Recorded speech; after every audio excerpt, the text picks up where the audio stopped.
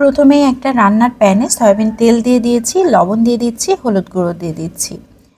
এখন দিয়ে দিচ্ছি চিংড়ি মাছ। চিংড়ি মাছগুলোকে খুব ভালো করে ভেজে নিয়েছি। এখানে ছোট সাইজের চিংড়ি মাছ ব্যবহার করলে ভালো হবে। পেঁয়াজ পেস্ট দিয়ে দিয়েছি 1.5 চা চামচ, সরিষা পেস্ট 1 চা চামচ, রসুন পেস্ট আধা চা চামচ, কাঁচামরিচ পেস্ট দিয়ে দিয়েছি 2 টেবিল চামচ। এখন খুব ভালো করে নেড়েচেড়ে মশলাটাকে কষিয়ে নিচ্ছি। সামান্য একটু পানি দিয়ে দিয়েছিলাম, মশলাটা কষানো হয়ে গিয়েছে। এখন দিয়ে দিচ্ছি পটল। আমি পটলগুলোকে চিকন চিকন করে কেটে নিয়েছি। একটা আলু দিয়েছি, 2টা পেঁয়াজ মোটা মোটা করে কেটে দিয়েছি। বেশ কিছুক্ষণ ঢেকে রান্না করে নিলাম। সবজিটাকে খুব ভালো করে কষিয়ে নিতে হবে। অনেকক্ষণ ধরে নেড়েচেড়ে সবজির পানি একদম শুকিয়ে নিয়েছি। এখন দিয়ে দিচ্ছি ঝোলের পানি। এখানে আমি আধা কাপের মতো পানি ব্যবহার করেছি।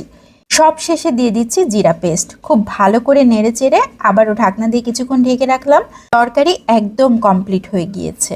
এখন আমি সার্ভ করে নিচ্ছি।